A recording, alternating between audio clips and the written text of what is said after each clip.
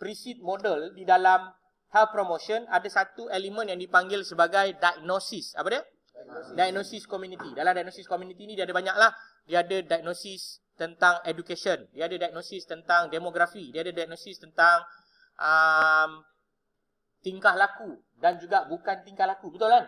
Dan dia ada diagnosis juga mengenai environment. Apa dia? Environment. Jadi sekarang ni saya akan tambah sikit ilmu lain supaya saya tak payah tunggu awak semester 4. Jadi saya ajar terus semester ni. Jadi kalau tak faham semester ni, boleh terus style lag semester depan. Faham? Faham tak faham? Kalau tak nanti bagi alasan, oh Encik Aizat sengaja tak nak ajar kita orang kat SEM 3. Tak ada, ni aku ajar terus. Jadi kalau kau tak tahu, masa SEM 3 nanti kau siap. Okey, cara dia macam mana tuan-tuan dan puan? Pergi kepada New. Pergi kepada mana? New. Tekan butang Google Sheet. Google Sheet. Kali ini kita nak membuat satu aplikasi mobile. Apa dia? Mobile application untuk mengolek data di lapangan. Apa dia? Nak collect data di lapangan. Baik, tuan-tuan dan puan perlu fahamlah apa yang you nak collect. Tapi saya ambil yang paling basic.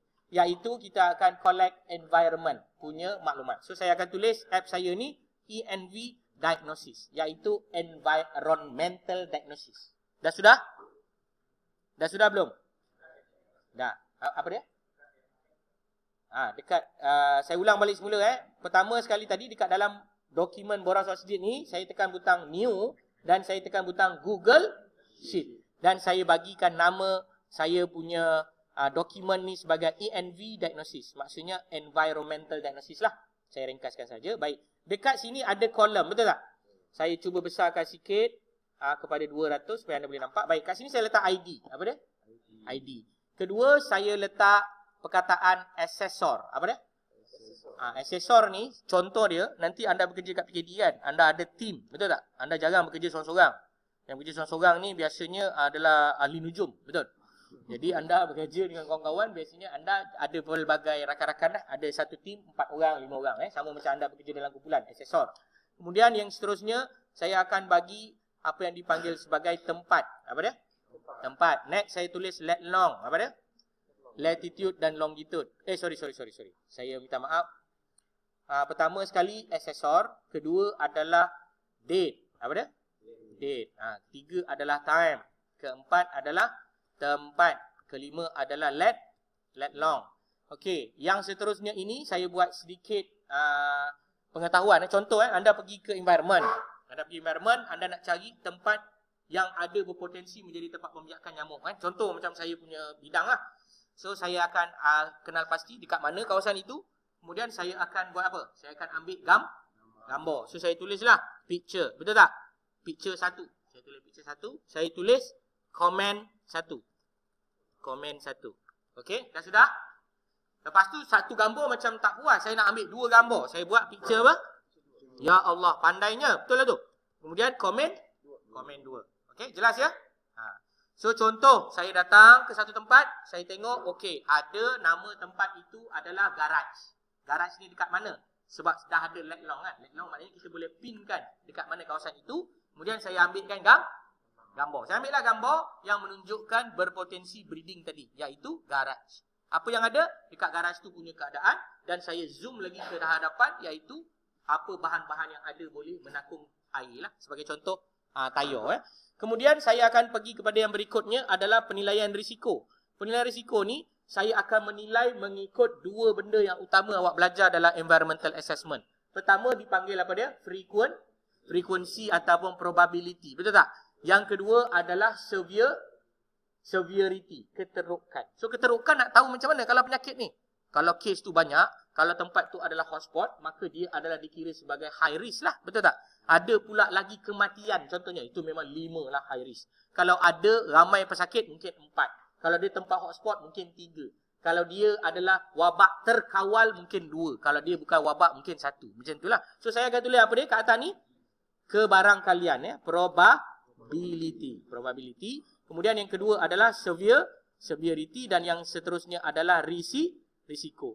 Probability dan severity ni nanti konon-konon saya akan menggradekan berdasarkan jumlah 1 hingga 5, dan severity ni berdasarkan 1 hingga 5 juga. Dan risiko ni kita akan auto calculate. Jelas ya? Okey, kemudian saya punya aplikasi yang berkenaan ini telah siap ke belum siap? Jawapan dia telah siap. Dia punya draft lah. Telah siap draft dia. Nak tambah lagi boleh tak? Tambahlah sekati kamu. Saya tak nak tambah sebab saya nak cepat siap je ni. Nak tunjuk pada kamu konsep membuat aplikasi dengan mudah. Dah semua dah boleh follow ni? Ada siapa yang ketinggalan zaman? Mana yang macam berkicap ke? Ada ke berapa function yang Excel tak ada? Contoh apa? Contohnya Google Translation. Tahu Google Translation? Kita ada satu soalan yang bertanya tentang apakah komen anda terhadap kelas Encik Aizat. So anda pun bagi komen. Anda punya komen dalam bahasa Melayu. Jadi saya nak translate perkataan bahasa Melayu tu kepada bahasa Inggeris. Boleh tak? Boleh. Ada dua cara. Satu cara gali kubur. Macam mana? Tengok satu-satu lah. Ataupun kaedah kedua menggunakan Google. Kita boleh gunakan Google untuk translate apakah orang cakap pada bahasa Melayu itu, tukar automatically kepada bahasa yang kamu mahukan. Itu juga boleh dibuat dalam Google Sheet. Yang penting mesti ada internet. Okay? So ini contoh yang telah saya siapkan tadi. Yang saya bagi tahu pasal nak translate tadi tu hanyalah selingan semata-mata. Baik. Dah siap ni, maka kita telah siapkan satu draft macam mana nak menghasilkan aplikasi. Dah ready lah. Lepas ni anda akan tahu buat aplikasi. Siapa yang tak tahu buat aplikasi semester 4, kalau saya tanya, anda tak tahu, anda terkebil-kebil, menjijik mata, macam aplikasi? Macam mana tu nak buat tu? Memang aku akan simbah dengan, tak nak. Tu tak akan menyebabkan hazard. Kita simbah dengan ni, apa nama ni? Pepper spray. Bagi mata dia celik sikit. Berair. Baik, tuan-tuan dan puan sekalian, pergi kepada extension.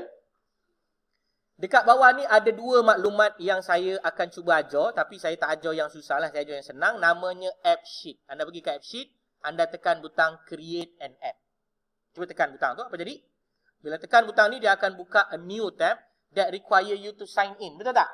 Maka tuan-tuan dan puan dipersilakan untuk menyain in kan. Dah menyain in? Ulang balik. Allahumma salli ala Sayyidina wa maulana Muhammad sallallahu salam alaihi. Buka anda punya spreadsheet. Dah buka? Dah ada dah perkataan yang saya tulis tu? Dah. Tekan extension. Jumpa tak extension? Kalau tak jumpa, anda boleh zoom. Kalau tak nampak, dekat sikit. Kalau boleh masuk dalam. Tekan extension. Kemudian tuan-tuan dan puan akan ada menu. Ambil menu yang paling bawah, namanya App Sheet. Okey, App Sheet. Kemudian anda boleh tekan butang Create an App. Okey, dah? Dah kan? Dah tu jangan tak tekan lah. Saya tak tekan sebab saya nak tunggu awak ni. Ya. Tak ada button tu. Itu mustahil. Sekejap lagi saya akan tengok. Cuba refresh. Kalau tak ada tak apa. Nanti saya akan bantu. Baik. Kalau siapa yang ada? Mana yang ada? Siapa yang ada? Ada. Okey, siapa yang ada, maka aplikasi anda ini telah berjaya dibuat oleh Google, ya. Jadi anda boleh ada aplikasi yang telah terbangun lah. Nanti sekejap lagi saya akan cerita macam mana nak gunakan aplikasi ni. Kamu boleh tekan butang Customize Your App.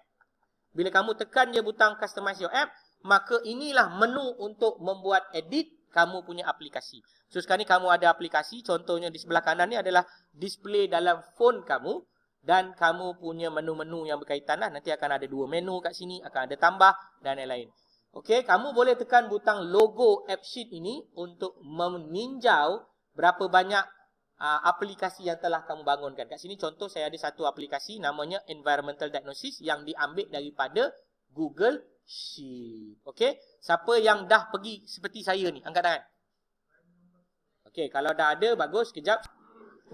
Nanti saya bantu Okey, kepada yang telah siap, maka apa yang kita boleh buat sekarang adalah ini menu kita.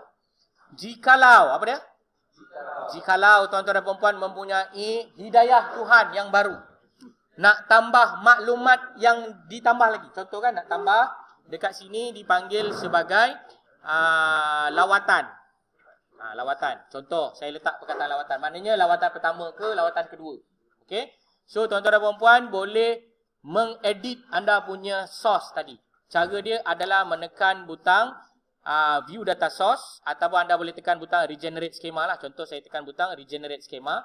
So dia akan cuba ambil balik Google Sheet yang telah anda edit tadi kan. So dia akan tambah satu menu kat bawah ni. Nampak tak? Lawatan. Okey, nampak ya? Kemudian macam mana nak guna? Anda nampak ada satu perkataan namanya tambah dekat sebelah kanan. Ini adalah menu yang sama sebiji macam anda punya phone. Anda boleh tekan tambah dan anda masukkan nama asesor. Anda masukkan tarikh dan juga time dan anda masukkan tempat, masukkan let long, picture, comment dan masukkan probability dan sebagainya. Macam ni dia ada error, nanti kita bincang sekejap lagi macam mana nak buat dan ianya telah selesai. Baik. Sekarang ni macam mana kita nak edit? Kita tengok ya. Mana ada soalan tu tak apa, simpan dulu. Pertama, asesor. Asesor adalah dalam bentuk teks. Betul tak? Betul ya. Date adalah dalam bentuk date. Time dalam bentuk time. Tempat adalah dalam bentuk teks. Let long adalah let long. Picture one adalah image. Betul tak? In fact, kalau tuan-tuan dan puan nak tahu, anda juga boleh jadikan picture itu sebagai video. Contoh, anda nak mengambil video, nak menggambarkan betapa berhazardusnya tempat itu pun boleh. Comment adalah teks, picture adalah image, comment adalah teks, probability adalah persen, saya tukar kepada number. Apa dia? Number. Severity adalah teks, saya tukar kepada apa dia? Number. Risiko adalah teks, saya tukar kepada number. Lawatan adalah teks, saya tukar kepada number. Dia maknanya berapa kali kita datang ke lawatan berkenaan. Dah siap, anda tekan butang apa dia? Survey. Apa dia? Save. Save di sebelah kanan atas. Okey. Boleh ya? Boleh, bagus. Baik, seterusnya kita akan mula mengedit menu-menu ini supaya ianya boleh digunakan dengan lebih mudah. Pada asesor ini ada satu gambar edit, iaitu pen. Ada tak gambar edit tu? Okey, cuba anda klik pen tu. Apa jadi? Dia akan memberikan anda satu kolom name, show dan sebagainya lah. Show ni maknanya kalau anda uncheckkan box ini, dia jadi tak show lah. Maknanya dia akan dihindarkan daripada pemerhatian mata kita. Faham tak? Maknanya dia ada, tapi dia telah dikaburi, ditutup hijabnya. Okey. Yang ini adalah teks, betul ya? Dekat sini, kalau tuan-tuan dan perempuan tengok, jenis teks ini saya nak ubah kepada enam. Anda cari perkataan enam. E-N-U-M. Enam ini membolehkan anda menyenaraikan jenis-jenis pegawai yang ada lah. Kan? Contohlah. Anda nak namakan pegawai anda, yang pertama adalah A. Saya bagi alfabet lah senang ya. B, C. Ini contoh. Anda ada 3 orang dalam satu tim. 4 orang lah katakan. So maknanya nanti bila nak masukkan data, maka kita kena tahulah kita A ke, kita B ke, kita C ke, kita D. Faham tak? Jadi anda nanti dekat HQ ataupun anda kerja kat JKN, anda boleh tahulah satu hari berapa banyak survey yang kau dah buat. Betul tak? Kau kata buat survey, berapa banyak kau buat? Kemudian anda boleh tekan butang done. Kalau anda tekan butang tambah ni, anda nampak tak? Dia ada tulis perkataan asesor A, B, C, D. Jadi ini memudahkan anda mengetahui pegawai mana yang telah bertugas ataupun memasukkan data berkenaan. Jelas ya? Kemudian anda pergi ke kepala bawah pula. Belah bawah. Probability ni. Probability adalah number. Anda klik juga dekat edit. Okey, dekat edit ni tuan-tuan dan puan-puan masukkan perkataan berikut. Contohnya, maximum value kita adalah berapa? 5. Pandai ya, supaya dia tak adalah masuk sampai 20. Minimum value kita adalah 1. Increase ataupun decrease step kita adalah 1. Betul tak?